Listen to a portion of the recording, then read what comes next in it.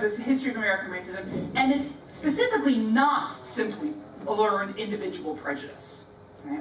And this isn't a new understanding of race and racism. This goes back a long way.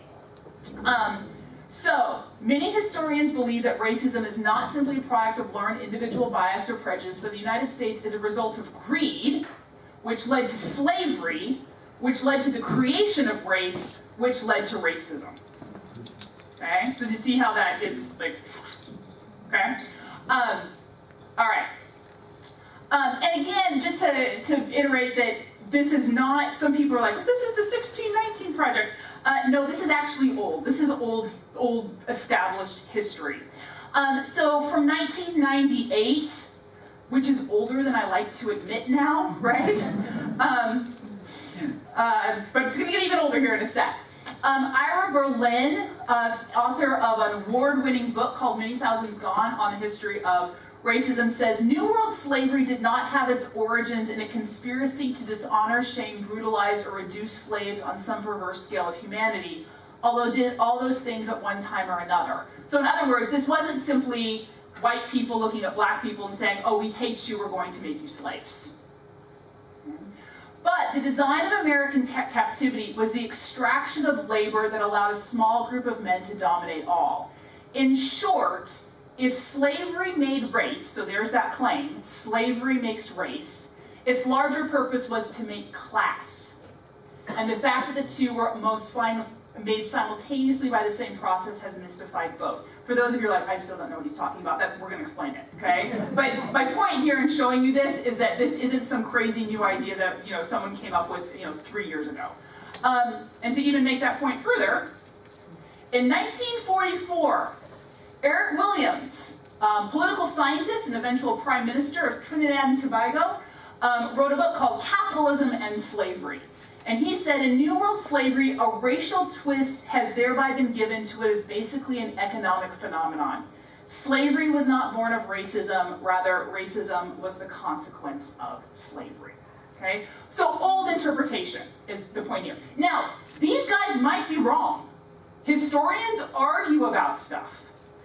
But these are old interpretations that have long-standing consensus among many historians that I think are long-standing and right enough to be taught in schools, or at least not outlawed. Like students, this is a reasonable interpretation. All right, where does it come from? Well, it comes from understanding of this relationship in the New World of slavery, race, and racism, and how they come together. And it starts with historians who say, look, when we go back and look at slave systems over time, they're not all race-based. In fact, most of them are not. Right? So if you go back to, say, ancient Rome or ancient Greece, they had slavery. They have a slave society. And it's not based on race. You have people of the same races enslaving, what we would consider the same race enslaving each other. When we go back and look at understandings of Europeans, of Africans, we can see multiple things. Sometimes Europeans write about Africans and say the classical era or the Middle Ages in ways we would consider racist, and sometimes they don't. But what we don't see is this strong sense that Europeans are this group that's called white, and that Africans are this group that are called black. Okay? They might talk about them being, like, having black skin, they might talk about someone having white skin, but they don't talk about themselves as a race in that way. And they don't talk about Africans as a kind of a race where you would group them all together. That just doesn't exist yet. That happened at some point. And so what a lot of historians say is, like, that happened in the context of New World slavery, of which the American story is a part. So this story precedes the American colonies, but it's part of the American colonies, so I'm going to just start with the American colonies, and particularly start with Virginia, which becomes a major point because it's really the first colony. So the English really come and settle in Virginia before they do in New England. It's the biggest colony, and it's one of the most influential, right? A lot of the founders come from Virginia, so it exercises significant power in the stories of the early republic. And what we know happened in Virginia is that people came from England and they wanted to get rich. They were really hoping that they would find mineral wealth. That did not work out for them. Not a lot of gold, apparently, in Virginia. And so they had to find other ways to make money. And famously, they settled on plants, specifically tobacco. Tobacco takes a lot of labor. You need labor to produce it. So for the people who control this, who again are elite people, they've got to figure out a labor system that's going to extract the most wealth for them at the least cost, right? That's how you make money. And there were a few ways that they tried doing it. So slavery, a race-based system of slavery, did not emerge from full cloth in, say, 1619. This took some time. One option was to try and enslave Native Americans, or force them to work. They tried that, but it had some downsides. Native Americans knew the geography. They had common linguistics, so they could escape. They could plan. Increasingly, they had weapons, so they could fight. Right? That's not a great sustainable labor force. We know that they tried indentured servants. So these were people brought from England who would sell their labor for this, usually it was 7 years, so you'd say, I'll serve you for 7 years. That'd get them across the Atlantic to Virginia. The idea then was, at the end of the 7 years, the indentured servant would be free and was also often promised land. There was, again, some problems with this as a labor force, kind of a continual labor force. First, it was very dependent on how well things were going in England. So if things were, the labor market was good in England, fewer people are going to get in a rickety boat to go across the Atlantic to die in Virginia, which is, for a lot of indentured servants, what happened early on. They would get in a rickety boat and they wouldn't survive their 7 years, they'd die in Virginia. The second problem was that once they stopped dying so quickly in Virginia, if they fulfilled their 7 years, they were owed land. And the elite landowners didn't really want to be given a bunch of people land, right? That wasn't the point. It would have actually been thinkable to enslave these people. They were lower class British people. And it was not the case that elite white English people looked at low class British people and were like, you are the same race as me, and I feel this strong connection to you. I mean, like, they're going to get them in boats and have them die in Virginia. They don't care about them. But, couple of things. I'm working here off the Barbara Fields, who's talked about this a lot, who's a historian. First of all, if news had come back that they were enslaving indentured servants once they got to Virginia, no one would have come. Two, low-class English people had worked for centuries to have some minuscule rights. They were minuscule, but they had them. And it simply wasn't worth it for the elite white Virginia landowners to try and fight back against that, particularly because there was another possible labor source, which was already happening other places in the Americas, which were people being brought from Africa. So now you had a labor source that doesn't have the problems of the other two. You can bring people from different linguistic groups, so they don't have as easy time as rebelling. They don't know the geography, and you cannot give them weapons. It makes it an easier group of people to enslave. But we also know in Virginia, it took them a while to get there in terms of saying, people brought from Africa are a different race that deserves naturally to be enslaved. And we know it took them a while because we can watch the laws that they passed that got them there, okay? This is sort of a truism history. Like, if you have to pass a bunch of laws saying there's this group of people called black and they need to be slaves and white people can't be, it means it's not simply natural or simply prejudice. Like, you're systematically making this idea real. Does that make sense? Okay.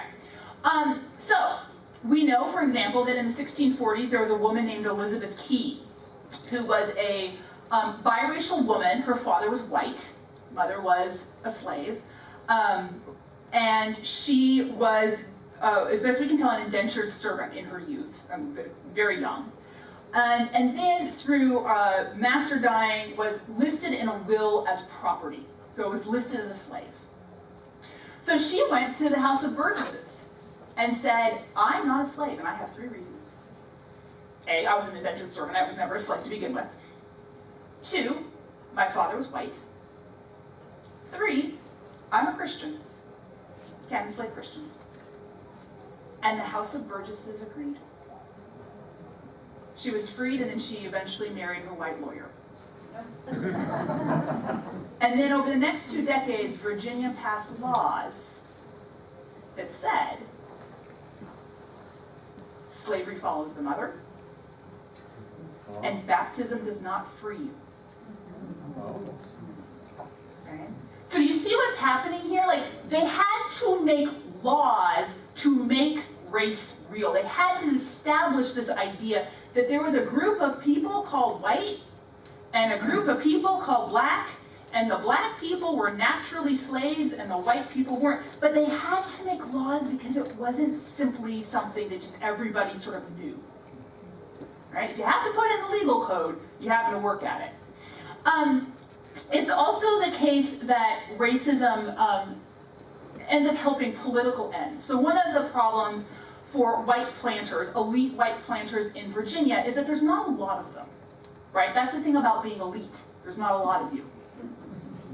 So they're an elite at the top of a big hierarchy with a lot of poor white people and increasingly a pretty significant number of slaves. That can be a pretty dangerous place to be. In the 1670s, there was a rebellion in Virginia, led on both sides by elites. But the last group of rebels to surrender was a group of black slaves and white indentured servants who had united and were fighting together. That's scary for elite landowners. So one of the things that we can see them doing, again with these laws, is giving poor white people, again, some rights in a sense, in this sense, right, assurance in law, that however bad your life is, and life was bad in the 17th century. I mean, it's hard, it's messy, there are no sewers, I mean, it's bad, right? But your life might be bad, but we have made it so that one thing you can never be is a slave. Your children can't be slaves. Well, they could be, but like the children you acknowledge can't be slaves. And so then you teach these poor white people to align their interests with these elite people, even though they're really probably not, right? So race becomes a way of creating groups of people who see each other as having aligned interests. But it's a creation. It's not just a thing that everybody recognized at the beginning. Someone like Elizabeth Key had as much claim to being what we would call white as black. You know, a white father and a white father, black mother. Why is she called black? Because there was a system that decided it that way.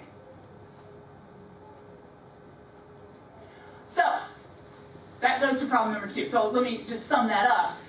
So when I see laws that say that you have to teach race as individual bias and not as something systematic, again, I get really nervous because I think that they're asking you not to teach, again, some well-established historical consensus. The historians might be wrong, but they've been saying the same thing for a long time, and what they're saying makes sense of some things that the learned prejudice thing doesn't. The way that the individual prejudice seems to suggest that there's just always been this sense that there's this group of people called white and there's this group of people called black, and they've always seen each other as different. Well, that's a historical argument. You need to show me evidence. And I haven't seen a lot of it. This way of understanding it, there's actually evidence, and we can see the process in history, which is why historians like it. We think that it makes sense given the evidence that we have. So then it goes to number 2, this idea that race is a construction. So anytime historians say that something is a construction, we're not talking about bridges, although kind of like that. What we're saying is that the thing is a human construct.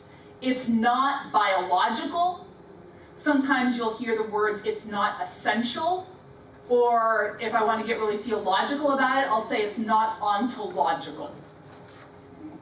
All of those ways are saying that there is something that humans have decided to make real that isn't real in nature or in supernature. That's what a construction is. And so, I'm going to go back. That process I just described to you is the creation of a construction. The creation of race is the creation of construction. Now, for those of you who are like, yeah, but we can see the differences. Sure, I'm not saying that people all have the same skin color. But do a couple thought experiments with me. Let's imagine that tomorrow, aliens landed. It's 2022, stranger things are happening. Okay? And just imagine with me for a moment that they speak English and share our color spectrum. Because why not? Okay? Aliens look at me and we say, what color is she? No one is going to say white. I am blotchy red with a kind of nice oily veneer that I thought would end in puberty, but obviously hasn't. Like, I'm not white. Like that's not right. It's just not right. We can look at people who are race black and like they're not. They are various shades of brown. Like we know this. Okay? We also know that the way that the American system gets constructed is that there were people who would have skin tones probably nicer than mine, but like that we would call white, but who were race black because of their parentage. If you haven't read the great Mark Twain book, Pudd'nhead Wilson, I don't know, does anyone read that anymore? Okay, maybe not. It's not Twain's most well-known work, but Mark Twain, actually I've got to be careful here. I haven't read Pudd'nhead Wilson probably since college, so maybe it's a deeply problematic book now and nobody should read it. But it's Twain mocking the construction of American race. Because what the story is that there are, in the South on a plantation, and a woman who is a slave but has, is maybe a fourth black, right? She's had multiple white ancestors, has a child the same day that the white mistress has a child. And the slave woman switches them. And no one can tell. But because this now, white kid is raised black, he's raised as a slave. And then there's a trial and they figure out that this was all done and there's fingerprints and like the whole thing goes, but again, it's probably like, this is ridiculous. Right? This is a construction. It doesn't make sense with biology. It doesn't make sense. And we also know, like when you look at like black people and white people, there's many DNA similarities across those groups as within those groups, by any measure. So it's not the case that there's like this black DNA and white. Like it's all made up. My other final story is when my brother was in preschool. He came home one day and was telling my mom about a kid, let's call him Ben. And mom was like, well, describe Ben to me. And my brother said, well, he has really broad shoulders. And I was like, okay, can you tell me anything else about Ben? Really broad shoulders. Okay. So the next day my mom went to pick up my brother at preschool and was looking for the broad-shouldered child. And we lived in Seattle, which is a very racially segregated city. And she asked Seth, which one's Ben? And he pointed to Ben, who was the only black kid in the classroom. But to my brother at that point, right, if you wanted to talk about distinguishing physical characteristics, broad shoulders was as good as black skin. Like, we have lots of physical characteristics we could use to differentiate people. Right? We chose skin color. That was a choice, not we in this room, but, people. And then we decided what it meant. That's what it means for something to be a construction. And again, historians would argue that we did that in the context of slavery. And we did it in the context of slavery to create a labor force that would eventually become self-perpetuating. We did it in order, people did it, in order to keep some poor people, aligned with some rich people so that they wouldn't rebel. Like, they did it for reasons. And those reasons weren't simply prejudice. Right? They were economic, they were about power, they were about a lot of things. So, when I read a law like Oklahoma's, on first read, this looks right to me. One race or sex, so this is something you're not supposed to teach, okay? One race or sex is inherently superior to another race or sex. An individual by virtue or his or her race or sex is inherently racist, sexist, or oppressive, whether consciously or unconsciously. I'm just gonna leave the whole sex thing out, like that's somebody else's video series some other time. So like, this sounds right. Except I'm really nervous about what it means for people teaching history. Because, first of all, the language mimics the way we talk about race, which is wrong, right? When we talk about race, we do it with shorthand, because it's easy. So I say, I am white. But as a historian, I don't actually think that's true. I think I am raced white. That sounds like one of those jargony things academics say, but I think it's actually right. By that I mean, I am put into a category. There is nothing essentially about me that is that category. There's no white DNA. Again, the DNA I have is blotchy red skin DNA with oily veneer. That's the DNA I actually have. And some of you may share that, and some of you may not. I can't see with your masks on. Also, masks would have been so good for me in high school. Like, this whole situation just would have been better. Gotta tell you. The only thing about the pandemic I would have liked in high school was like, yes, give me that mask. But that's not your problem. So the laws end up mimicking the inaccurate ways we talk about race. They talk about it as if people are their races, which, again, historically I would say is just untrue. But then this gets complicated because I think, okay, so what does this mean for the teacher, probably not in the second grade, but maybe in high school, who wants to say, I think accurately, that the way ideas about race were constructed in America actually have everything to do with oppression. People didn't just sit down one day and come up with these categories so we could all celebrate how beautiful our differences are. These categories were created in the context of economic oppression. That's what they were created for. And then they were used in order to further that oppression, right? To instantiate it in all sorts of ways. Now, you might be able to argue that that way that I just explained that is okay. But I'm thinking about the teacher who's coming out of college with student loans and who's trying to explain this to 11th graders or 12th graders. And I'm a teacher, like, I know the difference between what I say and what students write in their notes, because when they come in and talk about why they didn't do well on a test, I look at their notes, I'm like, yeah, there's no way I said that. Or I think about the translation from a kid to a parent about what the teacher said. Like, this makes me nervous about the teacher who's having to make a decision about, okay, am I gonna explain this hard thing? Or am I going to say something easy, which is like, white people enslave black people because of prejudice, and then just move on? So, again, I'm nervous about what this does in order and in terms of what people can feel like they can say. I know there's an argument that like this just isn't something we should be talking to elementary and high school kids about.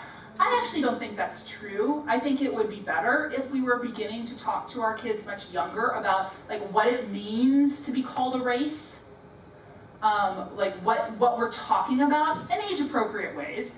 But that's true with lots of things. I mean, I have to teach my kid about the Trinity. Race is no harder than that, right? So, right, and you do it in age-appropriate ways. Usually with the Trinity, we start teaching them what are actually heresies and hope by the time that they're adults that they grow out of them.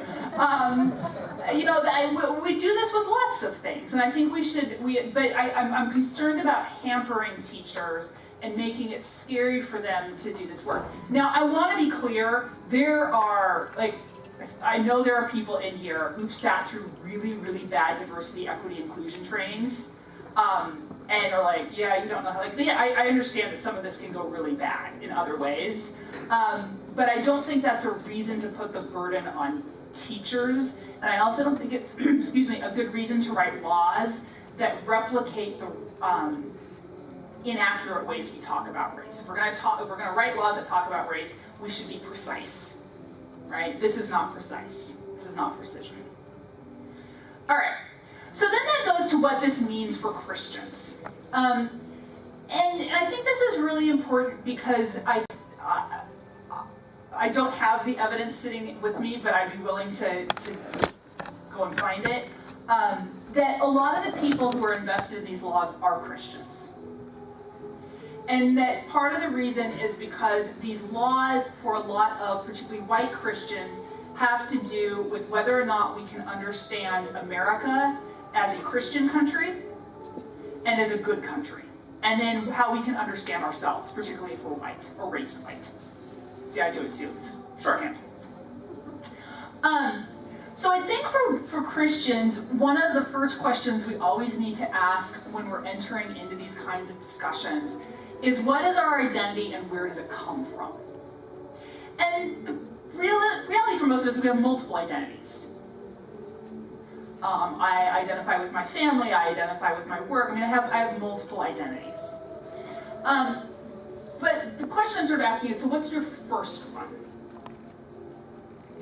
And I would argue that for Christians, our first identity is always in Christ, right? So this is Paul in Philippians talking about how he thinks now about his Jewish identity. We want to talk about identity, like people who had strong senses of identity, like this is Paul, right? He is Jewish. He is a deeply committed son of Israel. And this is what he says. More than that, I regard everything as loss because of the surpassing value of knowing Jesus Christ.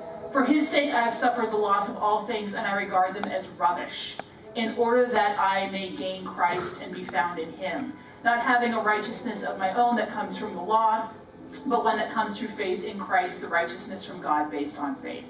I want to know Christ and the power of his resurrection and the sharing of his sufferings by becoming like him in his death, if somehow I may attain to the resurrection of the dead.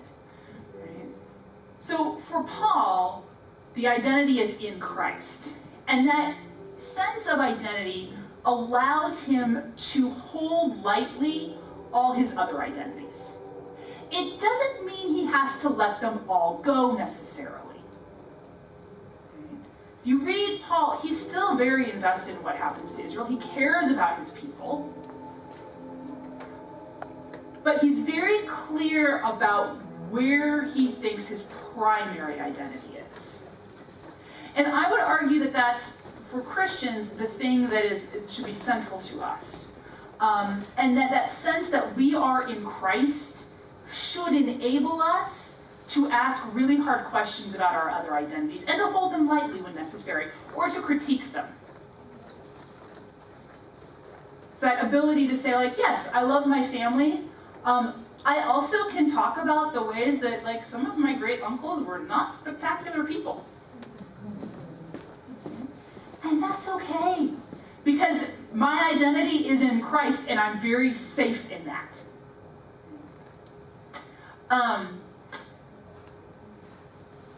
So that gives me the ability to ask hard questions. It's okay to ask, like, what does it mean to be American? What's good about that? What's good about that identity? There are good things about that identity. And what are the bad things? And I can ask that without feeling like I'm going to dissolve into nothingness, because my primary identity is in the triune God, and the triune God isn't going anywhere. And then to think about knowing that in that identity we're in God's kingdom of plenty. What does it mean to think about ways where we all have enough? Because some, not all of our identities, but I would argue that historically, at least white racial identity, has been at least in part about making sure that we, I'll put this as a we because I'm part of it, that we have enough. And if that means other people don't, then historically we've been able to live with that. That doesn't make me guilty for it, but it makes me recognize that that's been how this category that I have been placed in has worked. And now I have some choices about how I'm going to interact with that category. And I can think about the ways that category does or does not align with this other, for me, more fundamental category. Does it make me evil? Doesn't mean I have to cry when I'm talking in class about it. It just gives me that kind of sense of like where I stand and then what I can ask out of it. All right, I'm kind of looking at the clock. I think we've got a few minutes for questions if there are questions or comments, thoughts. Yeah. I think one of the issues with the,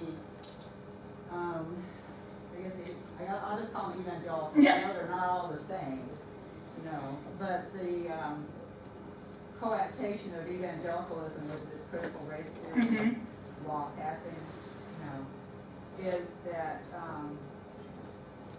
I don't know that the Christian identity bears that much weight. Their theology is not very precise. They sort of adopt a lot of structures that they follow whether they go to church or not. And also, I was born in Texas in '55, Southern Baptist. I was taught in Sunday school that blacks are created to be hewers of wood, drawers of water, and that is why God said we should have segregation. They used the same verses in the 19th century to make slavery God's will. And the Southern Baptist Convention didn't renounce that or apologize for it until 1995. Correct. So yeah, and it's embedded. It is part of that systematic, they take the Bible and interpret it as we always have the poor with us. And neither slave nor free. Right. Yeah, so I'm going to just so people at home can hear. So a comment that for a lot of white American evangelicals that there's this long history of embedded racism and theology is part of that. And I will say that this is, again, you come to historical meetings and we will have fights in my historical meetings about like what the word evangelical even means anymore and should we use it at all. Not talking about evangelical Lutherans, y'all are just different. And but yeah, and this is, again, I think part of when we go to this kind of construction of race and identity, one of the things that we see in the 19th century, we see in the 20th century, is people assuming that race is real, and then reading it back into the Bible. Because they assume that this thing that they've decided is real must have been true in the Bible. So this happens in the slavery debates, right? Where white pro-slavery people go back to what Paul and others say about slavery, and they're like, well, obviously, like, what we're doing is fine because it's in the Bible. Never recognizing that their arguments for slavery, if they want to make arguments for slavery in the 19th century, by biblical standards would be just as applicable to white people as to black people. Like if you think slavery is an okay system by the Bible, then it's an okay system for white people, because that's actually who the Bible's talking about. Right? But because they had this sort of notion of race that they were so set on as being absolute and eternal, right, essential, they could just read it back and assume that's what was happening, even though it clearly was not. Yeah. Else? Yeah? I have a question. So I appreciate your statement on the slide, because I think in Oklahoma law you said, like, that slide said, do not speak about race or sex as if one is superior to the other, right? Yes. And I appreciate that because, like, I work with parents and children, and we say, tell children what we want them to do rather than what we want them not to do, because humans focus on the thing we're supposed to avoid. But I'm curious about what ideas you have for speaking more precisely, and then also speaking to the truth we want to see, rather than speaking for the truth we're trying to avoid. Yeah, that's really good. And I have a second grader and I struggle with this all the time, so no, I don't have really great ideas. But I think, so the things that I do say is like, so when my son and I listen to, like, he has a history podcast he listens to sometimes. And when they talk about things about race, I'll kind of say, like, do you know where we get that idea that people with brown skin are different than people with white skin? I mean, like, and do it in those kind of little ways. Like, do you think those differences are real, or are they things that we made up? What seems right about that? What doesn't seem right about that? And kind of asking it in those little ways, just at that point to put some space between the way, because the way we talk is very much like your identity is your race, right? And so at this point, I think just putting that space in between. And the other thing that I do with him, and again, he's 8, so who knows how much he's getting of this and like how he'll turn out with all of it. But is actually trying to name reasons that people did this. So it doesn't just seem natural, right? But I'll tell him, like, people wanted to say that black people and white people were different so they could enslave black people, right? That's not a hard concept, right? But so that there's a reason that we name them differently. Or when we're talking about, talking about like skin color, I'll say like, look at your hair, like, would you say that you're white? And he's better skinned than I do. Lord, please let that last. But, to say like, do you, like, what would you call it? Like, why do you think we got these? I mean, just kind of things like that. And I don't do it a lot, like, when the occasion arises, but, occasionally.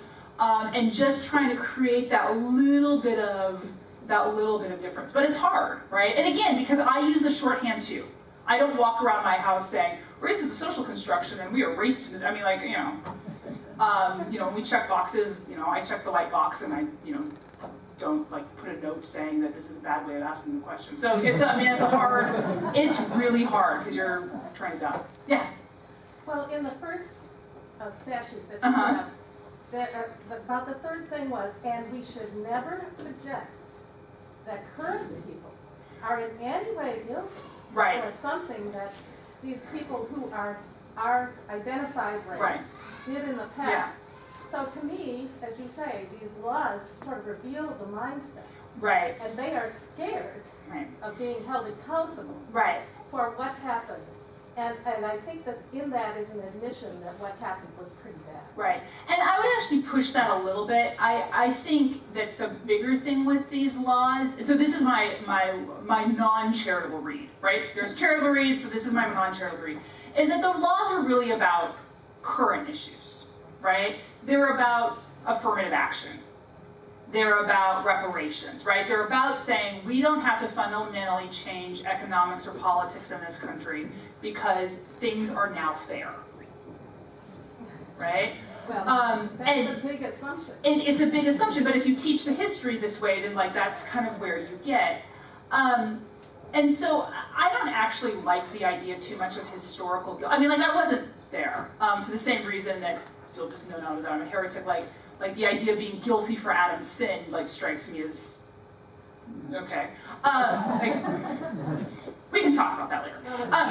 Right? Yeah. Right. But I think to be able to say like, I live in the world I live in. I'm given this world. I didn't choose it. I didn't choose my race. I didn't choose where I live. But you're given the situation you are. So what we want to do is to describe it as accurately as possible. And if that means that some people over time have been given more power and money, that we should say that. And then if you're in that group, you don't have to feel bad about that. You just have to recognize the situation you're in and think then about, okay, now what do we do about it, right? And that's what I think is important. So I'm not actually interested in like white guilt, in part because I don't think guilt usually gets, well, maybe my family worked, but like, I don't think it gets you a whole lot of places. But I do think but I think sort of a sense of like, okay, here's where we are, now what does it mean to love my neighbor? But the statute is running scared from... I don't think the statute wants that. What it's saying is don't tell young people, don't tell them the terrible things that happened in the past because they won't have the same attitude I have about this. Quite possibly. It's really a psychological reveal, I think, that's there in the statute. I want to be cognizant that it is 10:30. I know some of you have been to service. I'm happy to stick around and answer some questions, but if you need to leave, don't be Minnesotan about it. Yeah. I'm confused with your conclusion. Now you mentioned